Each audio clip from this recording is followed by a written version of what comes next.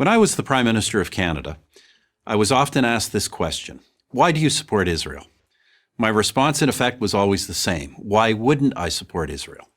Why wouldn't I support a fellow democratic nation where open elections, free speech, and religious tolerance are the everyday norm? Why wouldn't I support a country with a vibrant free press and an independent judiciary?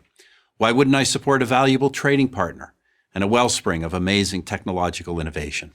Why wouldn't I support our most critical ally in the Middle East and in the international struggle against terrorism? In a rational world, in a world where simple common sense prevailed, the question, why do you support Israel, would be like asking, why do you support Australia or Canada? But we don't live in that rational common sense world. So the case for Israel has to be made over and over. I, for one, am happy to make it. Let me start with this. Every military action Israel has ever taken has been to protect itself. Israel is not an aggressor state. It's a defensive state. This has been true from its founding to this day. As a fledgling nation in 1948, Israel was immediately attacked by its Arab neighbors. Their goal was not to contain the tiny new country. It was to annihilate it. No nation came to Israel's aid. Not the United States, not my country, Canada, not the United Kingdom. No one. They all thought Israel would lose, but it didn't lose. It won. In 1967, Israel's neighbors again sought to utterly destroy the Jewish state, a nation that had then existed for 2 decades. Again, Israel prevailed, and it survived another all-out attack in 1973. Those are the big wars, but I'm not sure there's been a single day in Israel's entire history when some act of terror has not been waged against it, inside or outside its borders. There have been 2 bloody waves of terror, so-called intifadas, in the late 1980s and the early 2000s, when Israelis were blown up on buses, at pizza parlors, and celebrating weddings. There have been incursions from terror groups like Hezbollah in Lebanon.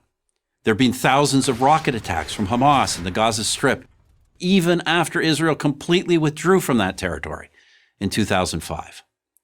In between the wars, in between the terror, Israel has sought peace with its neighbors, and it has achieved peace treaties with Egypt and Jordan.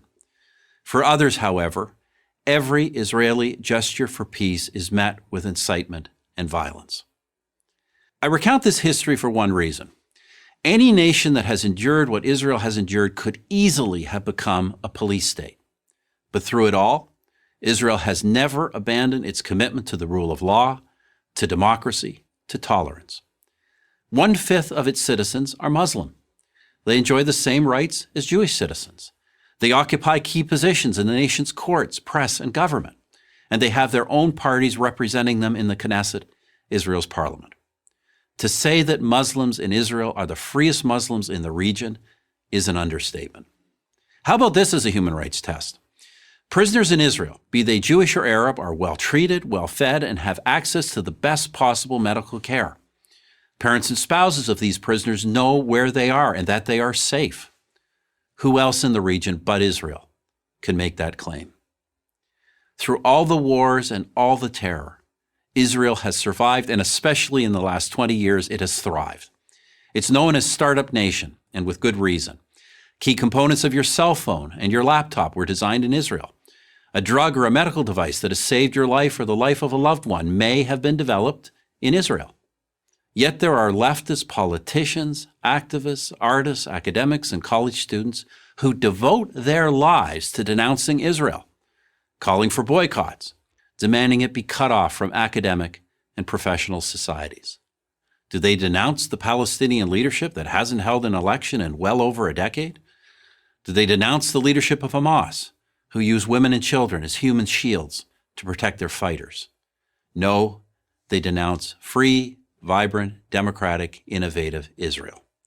With all the brutal and violent regimes, not only in the Middle East, but around the world, how is one to explain singling out Israel for condemnation? Sadly, only one explanation fits: anti-Semitism. Do these haters of Israel question the legitimacy of any other democratic nation, of any nation for that matter? Of course, the answer is no. Somehow they only manage to oppose the Jewish one. The State of Israel has now existed for 70 years. It is one of the freest, most prosperous, most successful nations on earth. Why do I support Israel? Why wouldn't I? Why wouldn't anyone? I'm Stephen Harper, 22nd Prime Minister of Canada for Prager University.